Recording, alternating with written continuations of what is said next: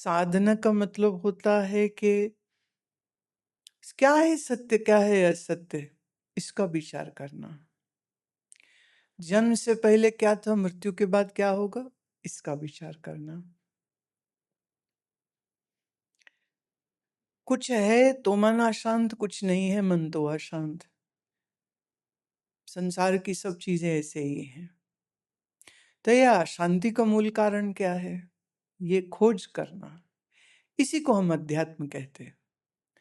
मंदिर जाना, भगवान का दर्शन करना, सेवा करना, यज्ञ करना, दान करना, तीर्थ जाना, स्नान करना, ये सब प्रारंभिक चीजें हैं और वो भी आवश्यक है।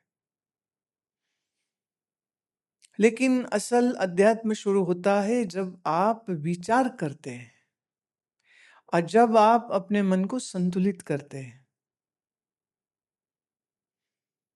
ज्ञान मार्ग, भक्ति मार्ग, योग मार्ग, ये 3 प्रमुख साधना के मार्ग हैं। तो तीनों मार्गों का थोड़ा पता कर लेना चाहिए। तो उसके लिए फिर भगवत गीता अति उत्तम ग्रंथ है। जैसे ज्ञान योग के विषय में आपको दूसरे अध्याय में समझ लग जाएगी। ध्यान के जो बारीकियां हैं, योग मार्ग की जो बारीकियां हैं, वो 6ठे अध्याय में समझ लग जाएंगी। 12वें अध्याय में आपको भक्ति का निरूपण भगवान दे देते हैं और 13वें में फिर से ज्ञान योग के विषय में बात है। तो ज्ञान, भक्ति या योग, ये 3 में क्या उचित रहेगा, इसके बारे में पहले पता तो होए ना। आप एक शिक्षक हैं तो आपका सब्जेक्ट मैटर क्या है वो पहले पता तो हो, तभी उस सब्जेक्ट को आप पढ़ा सकते हैं। तो इसलिए पहला सुझाव तो यह है कि भगवत गीता को ठीक से पढ़ना प्रारंभ करिए। समस्त गीता को मैंने समझाया है आज के इंसान की, आज की भाषा, आज की जुबान, आज का चैलेंजेस के साथ। तो आप वो भगवत गीता ले लीजिए और पढ़ना शुरू कीजिए, तीनों मार्ग की समझ लग जाएगी। पर अगर दैनिक साधना की हम बात करें कि जब तक आप सब समझते हैं तब तक क्या करें, तो तब तक आप गायत्री मंत्र जप कर सकते हैं, तब तक आप पंचाक्षरी शिव मंत्र का जप कर सकते हैं। तो ये आप देखें आपके मन का झुकाव किधर है ज्यादा, शिव के प्रति है, कृष्ण के प्रति है, राम के प्रति है, अथवा दुर्गा के प्रति है, जिसके प्रति भी है। और अगर ना समझ लगे कि इसमें भी क्या करें, तो फिर आइडियल गायत्री का जप करिए कि बुद्धि में थोड़ी बुद्धि तो आए। जब बुद्धि में बुद्धि नहीं होगी तो फिर कोई निर्णय आप कर नहीं सकते। इसलिए सुबह स्नान करके कोशिश करें कि आजकल कितने बजे सूर्योदय हो रहा है बताओ, है सोनिका? 5 बज के। अरे तू ऐसे जवाब देती तो तेरे स्कूल में कितने नंबर आए थे हैं 10वीं में? हाँ, तभी 84 आए ना, पूरे नहीं आए। कौन बताएगा मुझे आजकल सूर्योदय कितने बजे हो रहा?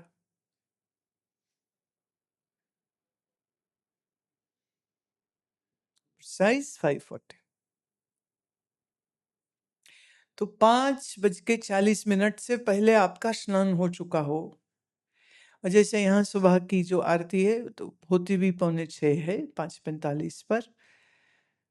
तो अगर उसी को आप घर में भी फॉलो कर लें तो सबसे पहले गुरु आरती, गुरु वंदना का स्तोत्र, और फिर उसके बाद रीढ़ की हड्डी सीधी करके नॉर्थ या ईस्ट की तरफ मुख करके अपना आसन बिछाइए, रीढ़ की हड्डी सीधी कीजिए, गहरा श्वास लीजिए, गहरा श्वास छोड़िए, इतना लंबा कि आपके श्वास एक समय में अंदर जावे करीब 5 से 6 सेकंड में और बाहर आए 10 से 12 सेकंड में।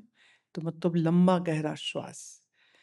हाँ, पहले श्वास को सही करिए, फिर चाहे थोड़ा आधी खुली आंख रख के गायत्री का उच्चारण करें और थोड़ा बोल के कर सकते हैं, जैसे विस्परिंग टोन होती है ना, जिसे हम कहते हैं उपांशु जप, जैसे विस्परिंग टोन में मंत्र को बोलिए और अपने कान से अपनी आवाज को सुनिए भी। फिर जैसे जैसे वो करना अच्छा लगेगा, एक रिदम बन जाएगी, श्वास, गहरा श्वास लेना, गहरा श्वास छोड़ना, और फिर उसके बाद उपांशु जप। तो उपांशु जप करते करते फिर थोड़ा चुप हो जाइए, फिर कोशिश करिए कि मन ही मन फिर मंत्र हो। इसमें थोड़ी और सहायता अच्छी लेने के लिए हमारा एक ट्रैक हमने गायत्री मंत्र का उच्चारण किया है, वो आपको मिल जाएगा, हमारे ऐप में भी है, तो आप उसको ऑन करके उसके साथ भी कर सकते हैं कि मंत्र चल रहा है, आप सुन रही हैं, साथ में बोल रही हैं, बीच बीच में चुप हो जाइए, मन को एकाग्र होने दीजिए, या वो जो आवाज आ रही है मंत्र की उसको श्रवण करिए, उसके साथ एक लय बना लीजिए, और फिर किसी एक पॉइंट पर आकर जब लगे कि अपना थोड़ा चुपचाप बैठो और सिर्फ सुनो, तो अच्छी बात हो गई, मन थोड़ा एकाग्र हो गया। तो गायत्री के साथ बैठो और साथ में भगवत गीता पढ़िए। तो पढ़ते पढ़ते मंत्र जप करते करते, और ये जैसे होता है ना स्कूल टाइम पे पहुंचना है, नहीं तो सजा मिलती है, ठीक ऐसे ही बिल्कुल ठीक टाइम पर एकदम क्लॉक के साथ चलो, कि 5:15 आप उठ चुकी हैं, आप स्नान कर चुके हैं और आपने एक ज्योति प्रज्वलित करी है, और आपके जो भी इष्ट हैं, आपके घर में जो भी छोटा सा अगर मंदिर नहीं बना है तो बनाओ, नहीं तो होना तो चाहिए, वो घर ही क्या जहाँ मंदिर नहीं है, दीपक जलाइए, अगरबत्ती जलाइए, फूल चढ़ाइए, और फिर अपना अभ्यास के लिए बैठ जाइए। आश्रम आए हैं तो थोड़ा योगासन सीख लेना। तो फिर ये भी हो सकता है कि अगर आसन ठीक से सीख लिए तो पहले आसन करो, लास्ट में शवासन करो, और फिर बैठ जाओ और अपना जप करो। अब मान लो आपको कहीं जाना है, 7 बजे पहुंचना है, तो फिर अपना सुबह उठने का टाइम थोड़ा और अर्ली कर लीजिए, तो मतलब रात थोड़ा और जल्दी सो जाइए। बहुत बार लोग बोलते हैं सुबह उठना बड़ा मुश्किल काम। बिल्कुल उठना मुश्किल काम नहीं, चक्कर है तुम रात को देर से सोते हो। मैं आजकल की आपको मैं अपनी रूटीन बताती हूँ। अभी वो हुआ ना डायनामिक शिवा चैंटिंग, सुनी नहीं सुनी? आजकल हम खुद वही सुनते। अपने कमरे में जैसे गए, बिस्तरे में मुंह हाथ धो करके जैसे बैठे, तो फिर ये लगा लेते हैं। वो इतना मस्त है ना, इट्स वेरी लूपी वन, इसको कहते हैं लूपी। ऐसे गोल गोल गोल गोल अंदर मंत्र चल रहा है, और वो म्यूजिक इतना प्यारा बना है, तो उस म्यूजिक का स्वाद लेते हुए, आनंद लेते हुए, मजे से सुनते रहते। एक हल्का सा दिया हम जलाते अपने, जो इस बार गुरु पूर्णिमा पर जो शिव का स्वरूप दिखाया था ना हमने, वो शिव का स्वरूप ऑफ कोर्स हमको पहले मिला है। तो छोटा सा दिया, बाकी कोई लाइट वाइट नहीं, सब बाकी लाइट बंद, वो छोटा सा एक कैंडल, एक छोटा सा दिया जल रहा है, और उसकी जो रोशनी है वो शिव पर पड़ रही है, और उससे शिव का शेडो बनता है पीछे दीवार पर। अब जैसे वो फ्लेम हिलता है ना ऐसे, तो लगता है शिव जी भी, तो शिव जी भी मस्त, हाँ, हम भी मस्त। तो जब तक वो दिया जलता रहता है और ट्रैक चल रहा है और हम आनंद से सुन रहे हैं कि इतना प्यारा ओम नमः शिवाय, ओम नमः शिवाय, और वो जो म्यूजिक चलता है ना, so I am enjoying that music. Now you might say, oh, how can you listen to your own? Well, nothing is own, everything is his. Shiva is singing through this body. Shiva's name is being celebrated by Shiva. भाई जब कोई स्त्री अपने आप को सजा सजू के कहती ना, है आज कितनी सोहनी लग रही है, बोलती है कि नहीं, पति से भी बुलवाती, कैसी लग रही हूँ, चाहे वो चुड़ैल लग रही हो, वो कहेगा नहीं बड़ी सुंदर लग रही। और बच्चे हैं वो कभी कभी बोल देते, वो पूछती मैं कैसी लग रही हूँ, उसका ही बच्चा देख रखा था, मम्मी बस तू मोटी बहुत ज्यादा हो गई है। आइसक्रीम कम खाया कर। तो मेरी तो बंद कराती, खुद खाती है तो मम्मी मैच नहीं कर रहे तेरे कपड़े। मतलब जब कोई अच्छे कपड़े पहनता है तो वो चाहता है कि मैं, है ना, उसकी तारीफ हो, उसको अच्छा लगता है। तो शिव का नाम किसका नाम है प्यारे? शिव किसके है? शिव हमारे हैं। शिव जब हमारे हैं तो शिव का नाम हमें प्यारा क्यों नहीं लगेगा? तो शिव की शक्ति से ही तो वाणी चल रही है। कंठ में जो आवाज है ये उसी की है। ये प्रकृति का दिया हुआ शरीर है, प्रकृति का दिया हुआ कंठ है, प्रकृति की दी हुई शक्ति है, जिससे वो अपनी महिमा खुद गवा लेता है। तो बड़े आनंद से सुनते हो, नॉट अ प्रॉब्लम। तो आजकल मतलब ऐसे तो कभी शास्त्रीय कोई संगीत सुनते हैं कि कोई राग सुनते हैं, तो जो मौज आई सुन लेते हैं। कभी सितार, कभी बांसुरी, कभी किसी का शास्त्रीय गायन सुन लिया, किशोरी अमोनकर को सुन लिया, कभी श्रुति शिडोलकर को सुन लिया, कभी राजन साजन मिश्रा को सुन लिया। क्या बढ़िया से बढ़िया सब है। लेकिन आजकल शिव जी चल रहा है, तो ओम नमः शिवाय बड़ा मजे से। अब शिव शिव शिव शिव सुनते सुनते सोओगे तो आपके चित्त में क्या चलेगा? तो सपना भी आएगा तो क्या आएगा?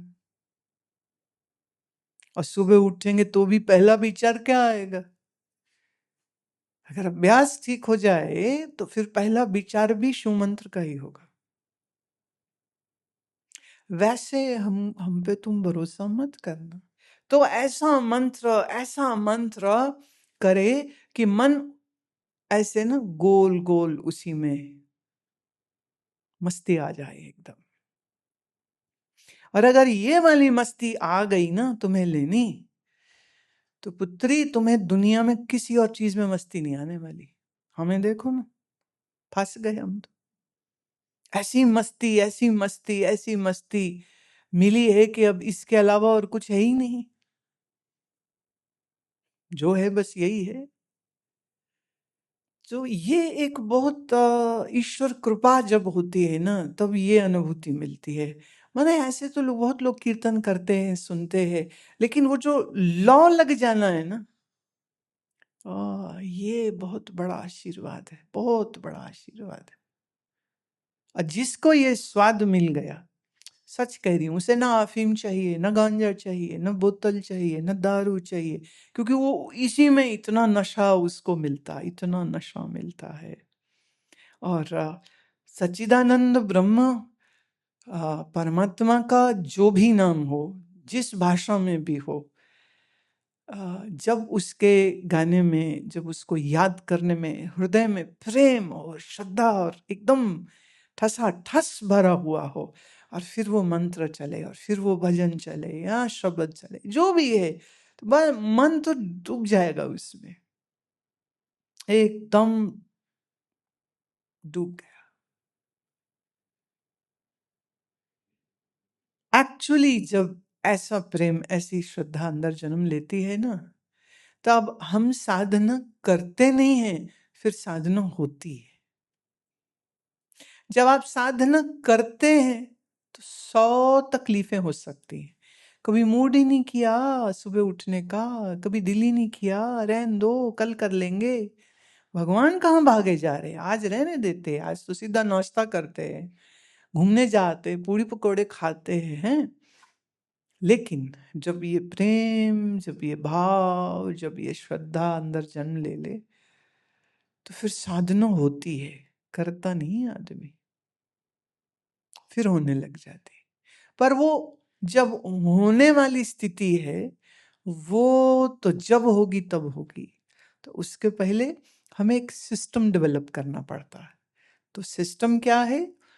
रात जल्दी सोना, सुबह ताकि जल्दी उठना, और फिर स्नान करके पहले आसन, और फिर बैठ करके रीढ़ की हड्डी सीधी करके, पोस्चर सीधा करके, आंख बंद करके, उपांशु मैंने विस्परिंग नोट में चाहे मंत्र करे, चाहे कोई ट्रैक आपने लगा लिया मंत्र वाला, उसको सुन सुन के करे, और फिर मानसिक हो जाए तो बहुत बढ़िया, और मानसिक ना भी हो पर स्वाद ले।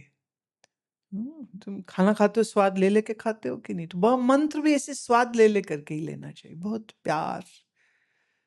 अब मैं कह ही सकती हूँ प्यार अंदर आए आए, नहीं आए नहीं आए, कहाँ से लाए हम, है ना, कहाँ से खरीद के दें तुमको। पर ये है कि संतों की संगत करते करते, सत्संग में बैठते बैठते, सत्संग श्रवण करते करते, वो फिर कभी कभी वो कृपा हो जाती है। फिर वो प्रेम भी है, भाव भी है, श्रद्धा भी है, और फिर जो जीवन में एक ठहराव और एक मस्ती, खुशी, प्रसन्नता,